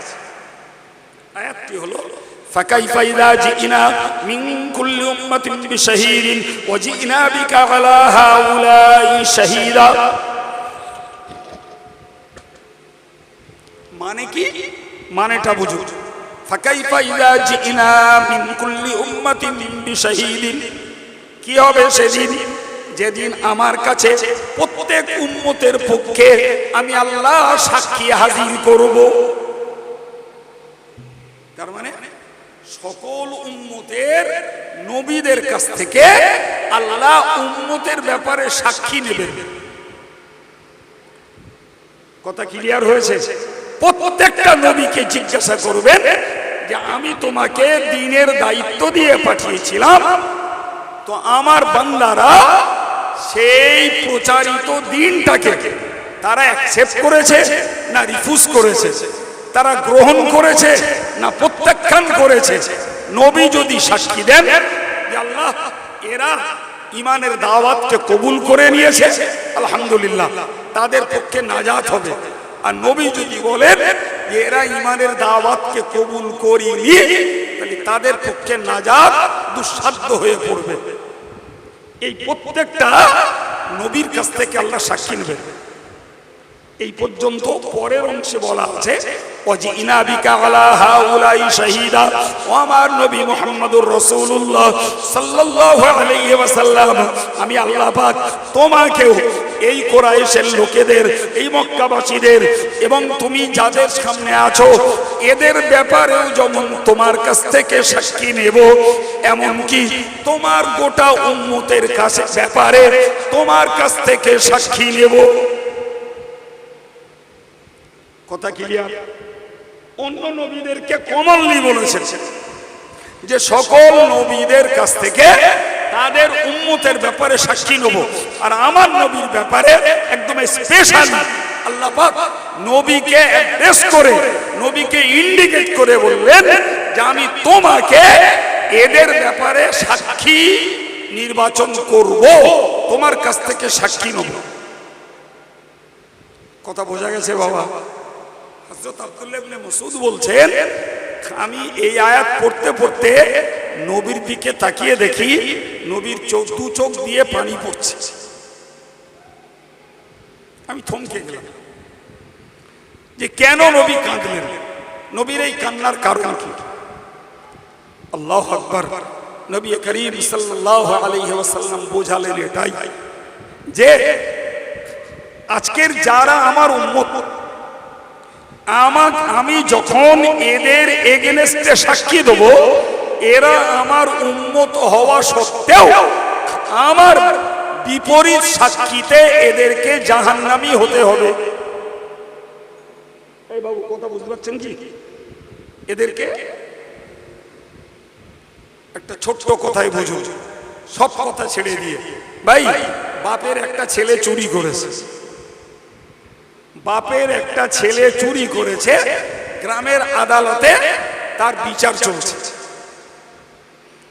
জি, এখন বাপকে গ্রামের লোকেরা জিজ্ঞাসা করলো যে তোমার ছেলে চুরি করেছে, এটা তুমি স্বীকার করবে কিনা, বা এ ব্যাপারে তুমি সাক্ষী দেবে কিনা? তো বাপের পাশ কাটাবার কোনো জায়গা নাই, বাপকে অগত্যাই স্বীকার করতে হলো যে আমি স্বীকারও করছি, সাক্ষীও দিচ্ছি যে আমার ছেলে চোর। ফলে গ্রামের বিচারে ছেলেটার পানিশমেন্ট শুরু হলো, শাস্তি শুরু হলো। আচ্ছা বলেন, যদিও বাপ জানে আমার ছেলে চোর এবং তিনি স্বীকৃতি দিলেন, সাক্ষী দিলেন, তারপরেও অপরাধী সাব্যস্ত হলে ছেলেটা যখন মার খাবে, বাপের মনে দুঃখ লাগবে না তো? বাপ বলেন বলেন, একদম হাজার অপরাধী, তারপরেও বাপের মনে দুঃখ লাগবে যে হায় রে, আজকে তোর অপরাধের দায়ে তুই আমার ছেলে হয়ে আজকে পরের হাতে মার খাচ্ছিস। সম্মানিত ভাইরা, প্রিয় যুবকেরা, মনে রাখুন, কিয়ামতের মহাময়দানে আমার নবী যখন বিপক্ষে সাক্ষী দেবেন, আমার নবীর বিপক্ষীয় সাক্ষীতে রাসূলুল্লাহর উম্মত, এরা তো রাসূলুল্লাহর কলবি সন্তানের সমতুল্য, এরা রাসূলুল্লাহর স্টুডেন্ট, এরা রাসূলুল্লাহর ছাত্রের সমতুল্য। তাহলে কোন ছাত্র পাস করবে আর কোন ছাত্র ফেল করবে, কেউ পুরস্কৃত হবে আর কেউ তিরস্কৃত হবে। এখন ওই তিরস্কৃত উম্মত যারা, আল্লাহর বিচারে শাস্তির যোগ্য উম্মত যারা, ওদের কথা ভেবেই নবী কেঁদে ফেললেন, হায় রে তোরা আমার উম্মত, কিন্তু আজকের অবাধ্যতার কারণে তোরা সেদিন আল্লাহর বিচারে আমার সাক্ষীতে জাহান্নামী হয়ে যাবি। এই জন্য নবীর হৃদয়ে বেদনা, এই জন্য নবীর হৃদয়ে ব্যথা। এই রাসূলুল্লাহর কান্নার কারণ বোঝাতে পেরেছি বাবু? হ্যাঁ। সুতরাং আমি আপনাকে আবার স্মরণ করাতে চাইছি, নবীকে আল্লাহ পাঠিয়েছেন সাক্ষীদাতা হিসাবে। কি হিসাবে? আজকের আমরা এই প্রজন্মের, আমি একজন নগণ্য খাদেম, আপনারা এই প্রজন্মের ভাই, আর আমার ঘরের ছেলেরা, আমার ঘরের মেয়েরা এক অংশ যারা আল্লাহকে ভুলে, নবীকে ভুলে বেপরোয়া জীবন যাপন করছে, যাদের কাছে শরীয়ত নাই, ইবাদত নাই, আমল নাই, জিকির নাই, তাসবিহ নাই, চরিত্রের সংশোধনী নাই, চালচলনের সংশোধনী নাই, নবীর প্রতি যাদের ভক্তি নাই, ভালোবাসা নাই, মহব্বত নাই, আজকের এই আলোচনাটাকে এরা যদি মূল্যায়ন করে, তাহলে সত্যতা স্বীকার করে বলতে হবে, হে ছেলে, তুমি শিক্ষিত, তুমি বুদ্ধিজীবী, তুমি শক্তিশালী, তুমি রাজনীতিবিদ, তুমি কোন মেম্বার, জনপ্রতিনিধি, তুমি অনেক টাকাওয়ালা, তুমি মার্চেন্ট বিজনেসম্যান, নিশ্চিত মনে রাখো নবীর সাক্ষী কিয়ামতের দিনে তোমার বিপক্ষে চলে যাবে, তুমি তখন জাহান্নামের কীটে পরিণত হবে। যদি সত্যি তোমার ভিতরে বিবেকটুকু থাকে, বিবেচনাটুকু থাকে, সাধারণ সামাজিক জ্ঞানটুকু থাকে, তুমি কতটা ডিগ্রি হোল্ডার ওটা দেখার দরকার নাই, এডুকেশনাল তোমার ক্যালিবারিটি কতটা, শিক্ষাগত যোগ্যতা কতটা, ওটা মূল্যায়ন করার দরকার নাই, কিন্তু সামাজিক বোধবুদ্ধি, বয়সের বোধবুদ্ধি, ব্যবসা ভিত্তিক বোধবুদ্ধি, এর বিনিময়ে তো তোমাকে বুঝতে হয় যে দুনিয়ার কেউ যদি আমার বিপক্ষে সাক্ষী দেয়, তার জন্য বিচারকরা আমাকে পানিশমেন্ট দেবে, আর কিয়ামতের দিনের বিচারক আল্লাহ, আর তোমার এগেইনস্টে সাক্ষী দেবে খোদ মহামানব বিশ্বনবী মুহাম্মদুর রাসূলুল্লাহ সাল্লাল্লাহু আলাইহি ওয়াসাল্লাম। ফলে সেদিন তোমার সাধুতার, স্বচ্ছতার এবং নিরপরাধী প্রমাণ হওয়ার আর কোনো রাস্তা থাকবে না।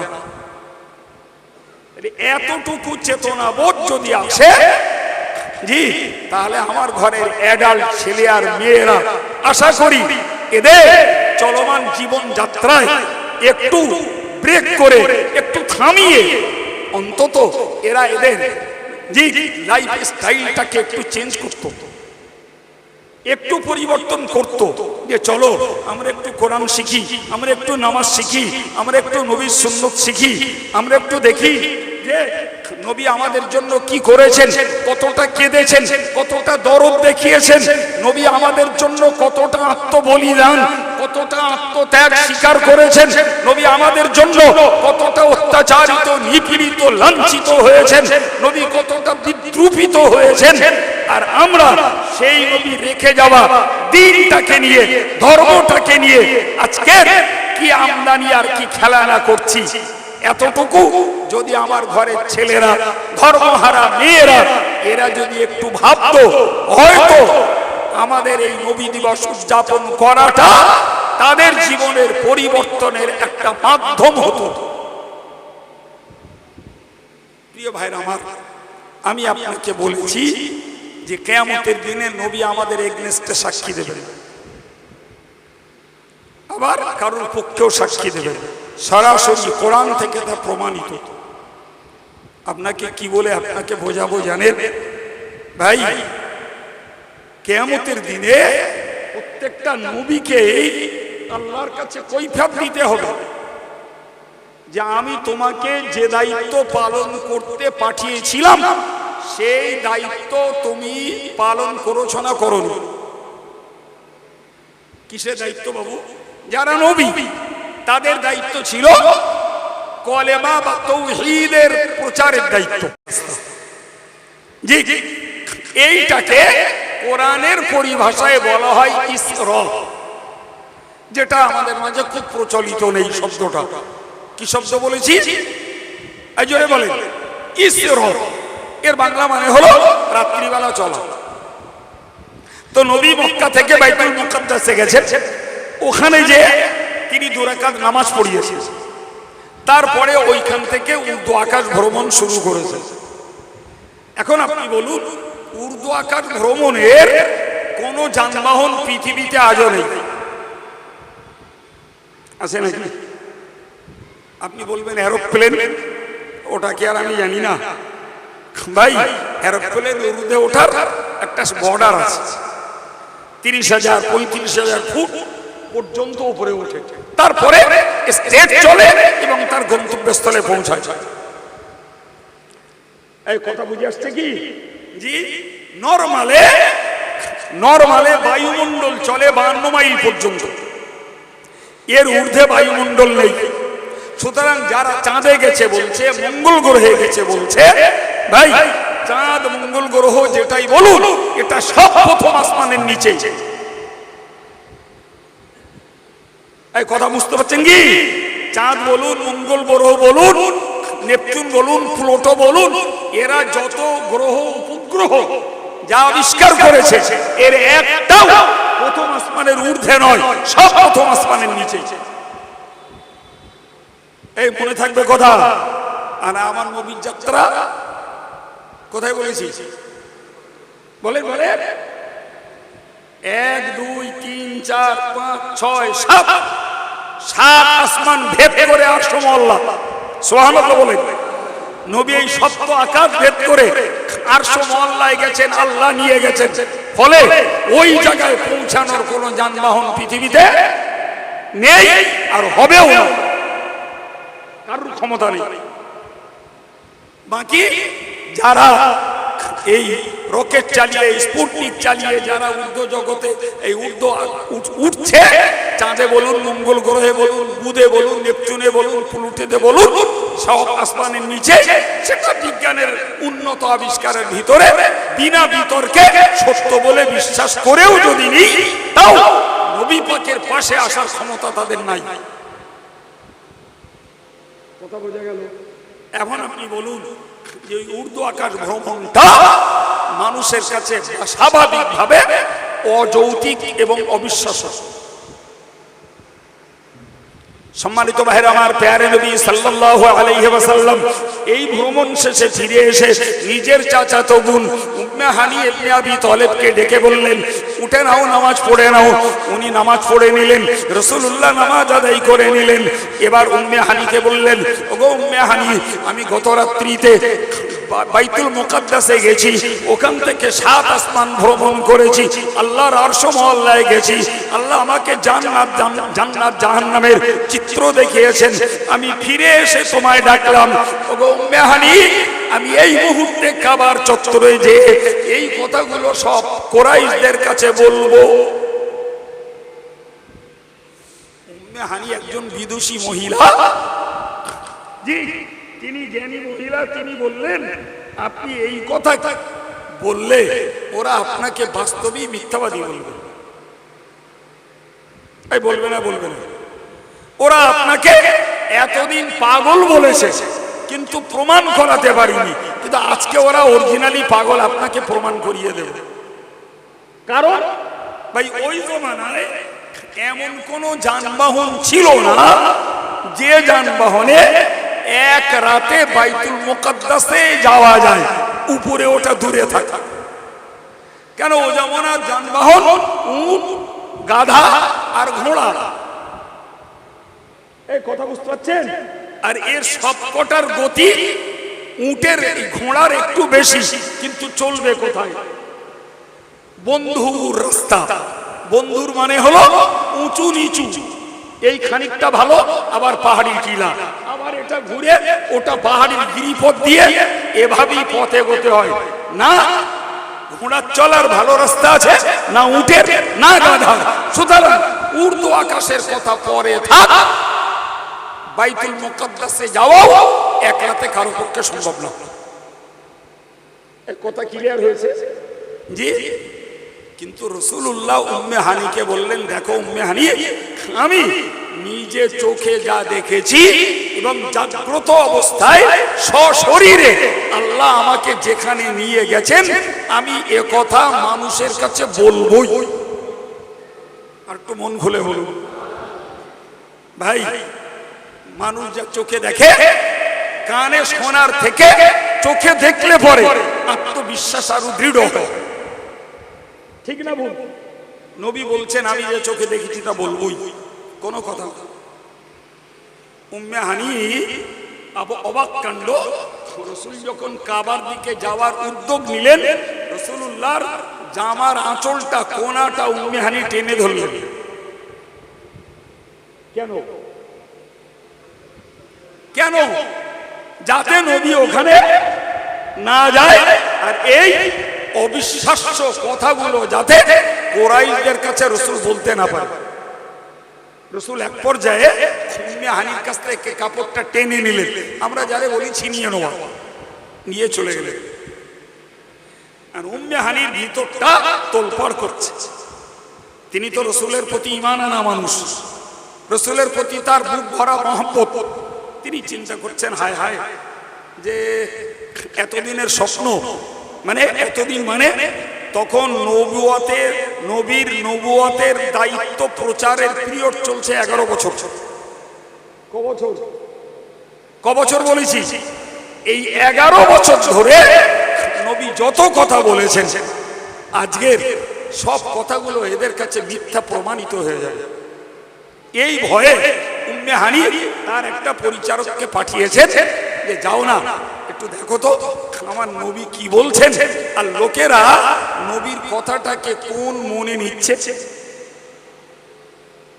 তো ওনার জান রাস্তায় কেটে গেছে।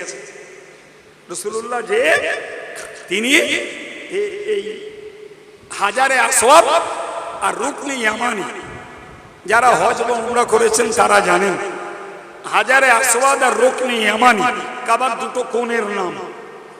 এর মাঝখানটায় রাসূল বসেছেন, আর রাসূলকে ঘিরে ধরে কুরাইশের কৌতূহলী জনতা দাঁড়িয়ে গেছে। রাসূল যখন বলেছেন আমি গত রাত্রিতে বাইতুল মুকাদ্দাসে গেছি, আর বাইতুল মুকাদ্দাস থেকে উর্দু আকাশ ভ্রমণ করে এসেছি, তো একদল লোক তো ঝাঁপিয়ে ঠাট্টা রহস্য উপহাস করতে করতে চলে গেল। আর একদল লোক বলতেই লাগলো যে আজকেই সত্যি মোহাম্মদ পাগলই হয়েছে। তার কারণ এই জায়গাটায় যাওয়ার এক রাতের কোনো স্বপ্নই দেখা যায়। আমার নবী স্টিল নাও সেখানে। সম্মানিত ভাইয়েরা আমার, কিছু শান্ত মস্তিষ্কের মানুষ বললেন, আচ্ছা যাক, মোহাম্মদ বলছে তো উর্দু আকাশ আমরা ভ্রমণ করিনি, বলতে পারবো না, কিন্তু মোহাম্মদ কখনো বাইতুল মুকাদ্দাসে যায়নি, এটা আমরা জানি। কথা ক্লিয়ার? বাঁশঝাড়ির একটা লোক যদি, একটা ছেলে যদি আমেরিকায় থাকে, নিশ্চিত তার বন্ধু মহলে এবং গ্রাম্য পরিবেশে এ প্রচারটা থাকবে যে অমুকের ছেলে আমেরিকায় থাকে।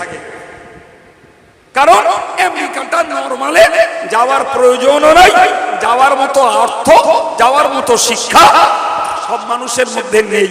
অতএব যে যায় সেটা একটা ভাইরাল হয়, সেটা হাইলাইট হয়। তো মোহাম্মদ কখনো বাইতুল মুকাদ্দাসে যাননি, এটা কুরাইশরা ভালো জানে। কিন্তু ওরা ব্যবসা সূত্রে একাধিকবার ওদের বিভিন্ন জনের বাইতুল মুকাদ্দাসে যাওয়ার অভিজ্ঞতা আছে। বলল মোহাম্মদ আমরা ঊর্ধ্ব জগতে যাইনি, কিন্তু আমরা বাইতুল মুকাদ্দাসে গেছি। যাক, ঊর্ধ্ব জগতের কথা ছাড়ো, তুমি যদি বাইতুল মুকাদ্দাসে গিয়ে থাকো তাহলে আমাদের কতগুলি প্রশ্নের উত্তর দাও। বলল বাইতুল মুকাদ্দাসের যে লোকেশন এবং তার সামনে চিত্র কি, বাইতুল মুকাদ্দাসের সিঁড়ির ধাপ কটা, তাতে দরজা কটা, জানলা কটা, বাইতুল মুকাদ্দাসের চিত্রটা কিরূপ।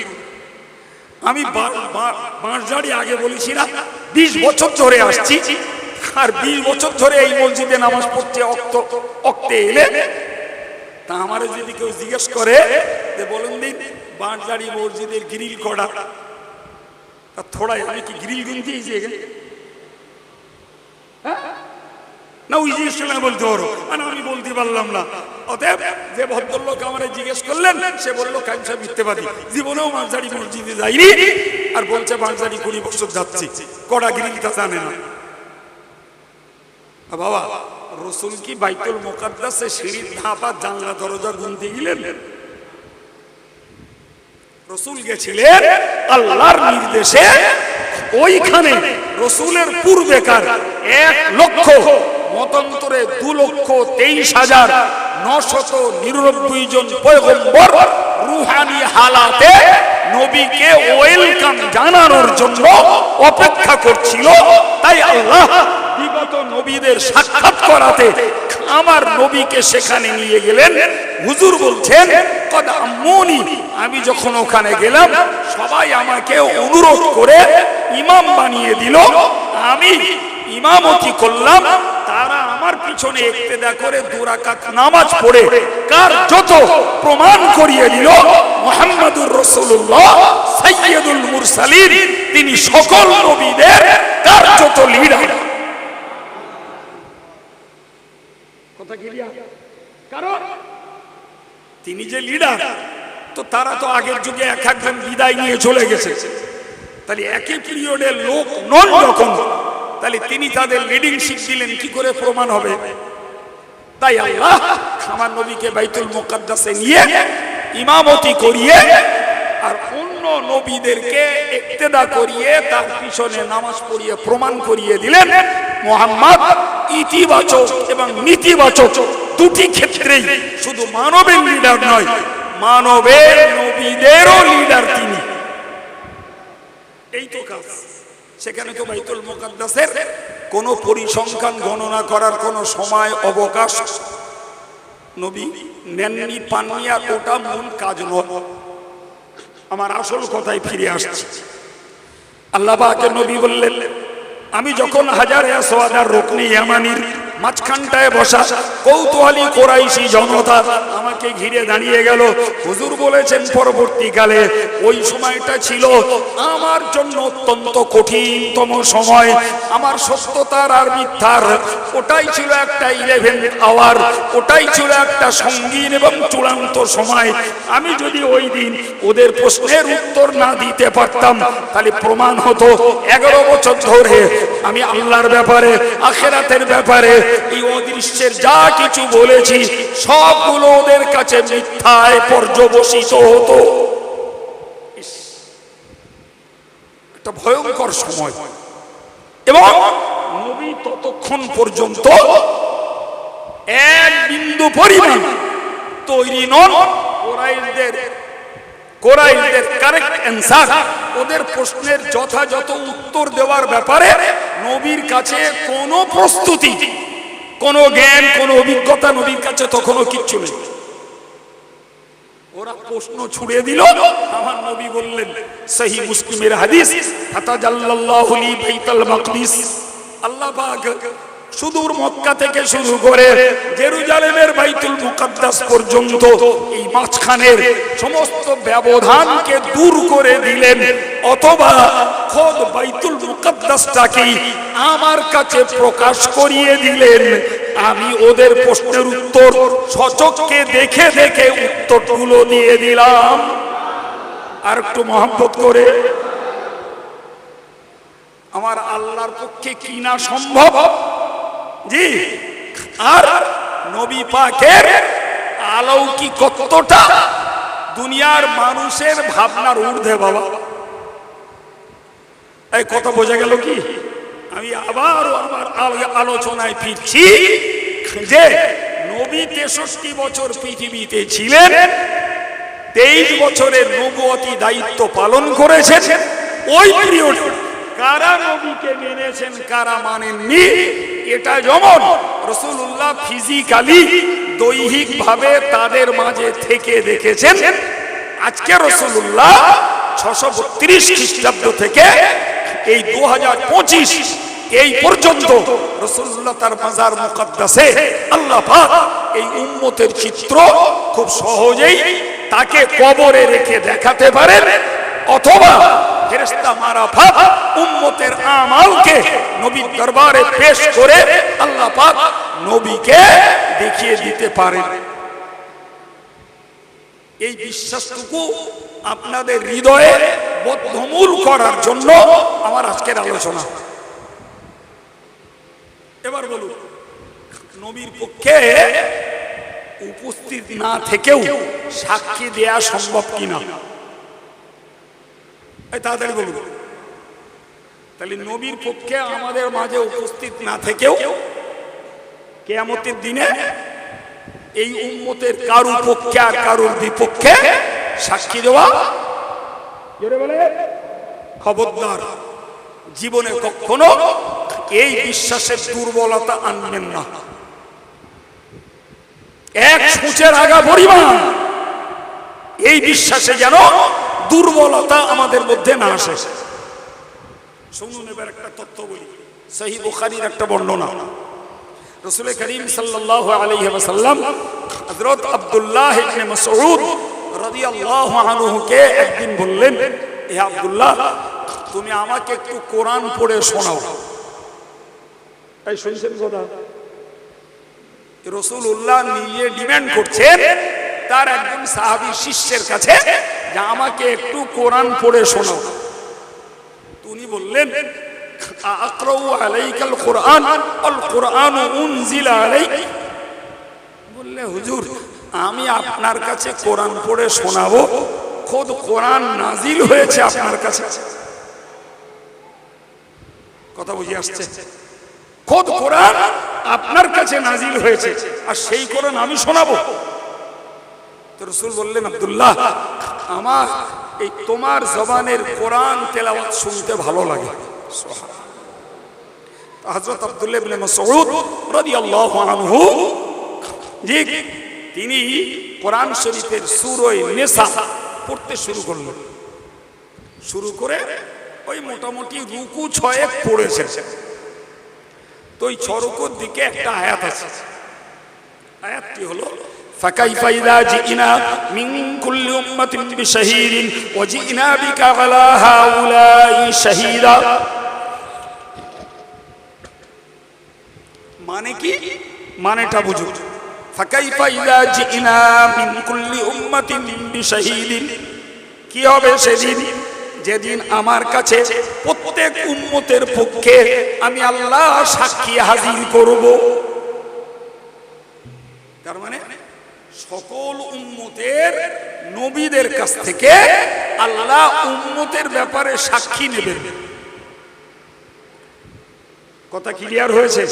প্রত্যেকটা নবীকে জিজ্ঞাসা করবেন যে আমি তোমাকে দ্বীনের দায়িত্ব দিয়ে পাঠিয়েছিলাম, তো আমার বান্দারা সেই প্রচারিত দ্বীনটাকে তারা অ্যাকসেপ্ট করেছে না রিফিউজ করেছে? তারা গ্রহণ করেছে না প্রত্যাখ্যান করেছে? নবী যদি সাক্ষী দেন যে আল্লাহ এরা ঈমানের দাওয়াতকে কবুল করে নিয়েছে, আলহামদুলিল্লাহ, তাদের পক্ষে নাজাত হবে। আর নবী যদি বলেন যে এরা ঈমানের দাওয়াতকে কবুল করেনি, তাহলে তাদের পক্ষে নাজাত দুঃসাধ্য হয়ে পড়বে।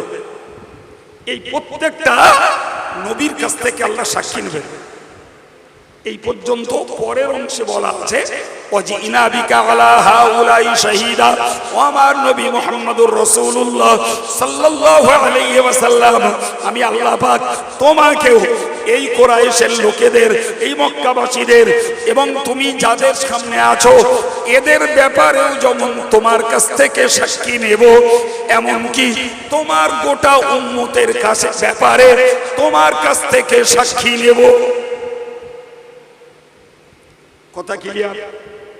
অন্য নবীদেরকে কমনলি বলেছেন যে সকল নবীদের কাছ থেকে তাদের উম্মতের ব্যাপারে সাক্ষী নেব, আর আমার নবীর ব্যাপারে একদম স্পেশাল আল্লাহ পাক নবীকে অ্যাড্রেস করে, নবীকে ইন্ডিকেট করে বললেন যে আমি তোমাকে এদের ব্যাপারে সাক্ষী নির্বাচন করব, তোমার কাছ থেকে সাক্ষী নেব।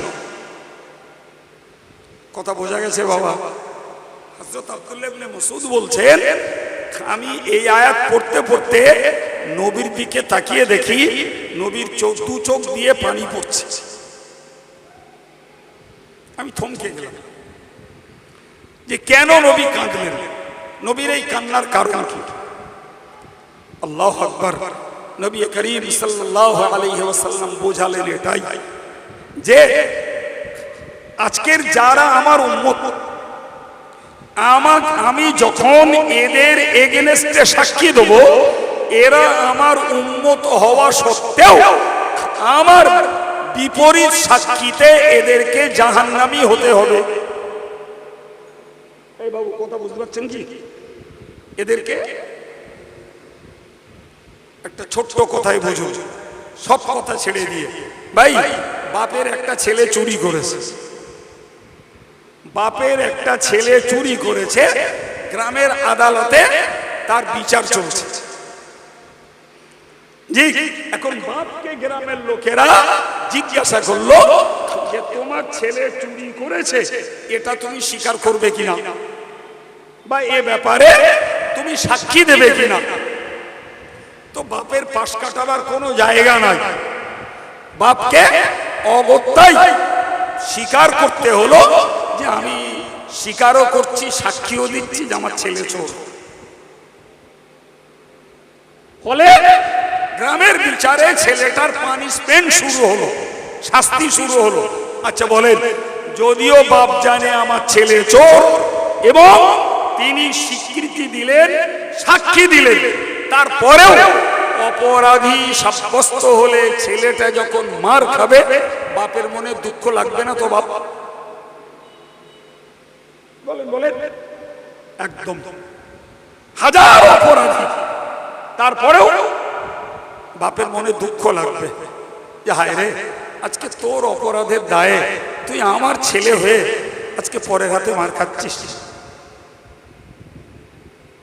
সম্মানিত ভাইরা, প্রিয় যুবকেরা, মনে রাখুন, কিয়ামতের মহাময়দানে আমার নবী যখন বিপক্ষে সাক্ষী দেবেন, আমার নবীর বিপক্ষীয় সাক্ষীতে রাসূলুল্লাহর উম্মত, এরা তো রাসূলুল্লাহর কলবি সন্তানের সমতুল্য, এরা রাসূলুল্লাহর স্টুডেন্ট, এরা রাসূলুল্লাহর ছাত্রের সমতুল্য।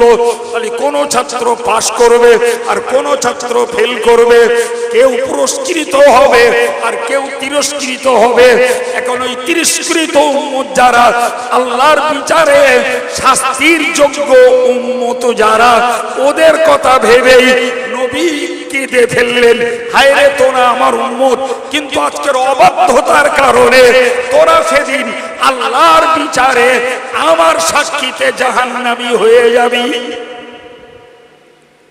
এই জন্য নবীর হৃদয়ে বেদনা, এই জন্য নবীর হৃদয়ে ব্যথা। এই রাসূলুল্লাহর কান্নার কারণ বোঝাতে পেরেছি বাবু? হ্যাঁ। সুতরাং আমি আপনাকে আবার স্মরণ করাতে চাইছি, নবীকে আল্লাহ পাঠিয়েছেন সাক্ষীদাতা হিসাবে। কি হিসাবে? আজকের আমরা এই প্রজন্মের, আমি একজন নগণ্য খাদেম, আপনারা এই প্রজন্মের ভাই, আর আমার ঘরের ছেলেরা, আমার ঘরের মেয়েরা এক অংশ যারা আল্লাহকে ভুলে, নবীকে ভুলে বেপরোয়া জীবন যাপন করছে, যাদের কাছে শরীয়ত নাই, ইবাদত নাই, আমল নাই, জিকির নাই, তাসবিহ নাই, চরিত্রের সংশোধনী নাই, চালচলনের সংশোধনী নাই, নবীর প্রতি যাদের ভক্তি নাই, ভালোবাসা নাই, মহব্বত নাই, আজকের এই আলোচনাটাকে এরা যদি মূল্যায়ন করে, তাহলে সত্যতা স্বীকার করে বলতে হবে, হে ছেলে, তুমি শিক্ষিত, তুমি বুদ্ধিজীবী, তুমি শক্তিশালী, তুমি রাজনীতিবিদ, তুমি কোন মেম্বার, জনপ্রতিনিধি, তুমি অনেক টাকাওয়ালা, তুমি মার্চেন্ট বিজনেসম্যান, নিশ্চিত মনে রাখো, নবীর সাক্ষী কিয়ামতের দিনে তোমার বিপক্ষে চলে যাবে, তুমি তখন জাহান্নামের কীটে পরিণত হবে। যদি সত্যি তোমার ভিতরে বিবেকটুকু থাকে, বিবেচনাটুকু থাকে, সাধারণ সামাজিক জ্ঞানটুকু থাকে, তুমি কতটা ডিগ্রি হোল্ডার ওটা দেখার দরকার নাই, এডুকেশনাল তোমার ক্যালিভারিটি কতটা, শিক্ষাগত যোগ্যতা কতটা, ওটা মূল্যায়ন করার দরকার নাই। কিন্তু সামাজিক বোধ বুদ্ধি, বয়সের বোধ বুদ্ধি, ব্যবসা ভিত্তিক বোধ বুদ্ধি, এর বিনিময়ে তো তোমাকে বুঝতে হয় যে দুনিয়ার কেউ যদি আমার বিপক্ষে সাক্ষী দেয়, তার জন্য বিচারকরা আমাকে পানিশমেন্ট দেবে। আর কিয়ামতের দিনের বিচারক আল্লাহ, আর তোমার এগেইনস্টে সাক্ষী দেবে খোদ মহামানব বিশ্বনবী মুহাম্মদুর রাসূলুল্লাহ সাল্লাল্লাহু আলাইহি ওয়াসাল্লাম। ফলে সেদিন তোমার সাধুতার, স্বচ্ছতার এবং নিরপরাধী প্রমাণ হওয়ার আর কোনো রাস্তা থাকবে না। এতটুকু চেতনা বোধ যদি আসে জি, তাহলে আমার ঘরের অ্যাডাল্ট ছেলে আর মেয়েরা আশা করি এদের চলমান জীবন যাত্রায় একটু ব্রেক করে, একটু থামিয়ে অন্তত এরা এদের জি লাইফ স্টাইলটাকে একটু চেঞ্জ করতো, একটু পরিবর্তন করত।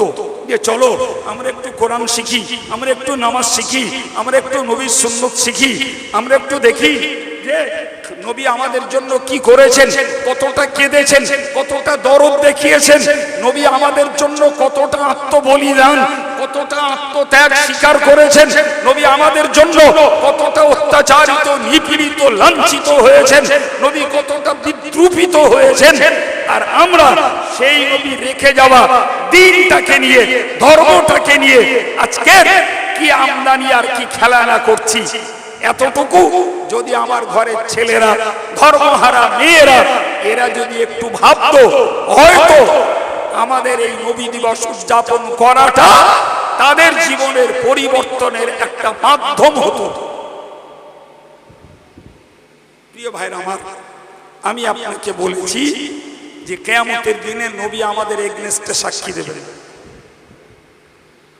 আবার কারোর পক্ষেও সাক্ষী দেবেন, সরাসরি কোরআন থেকে তা প্রমাণিত।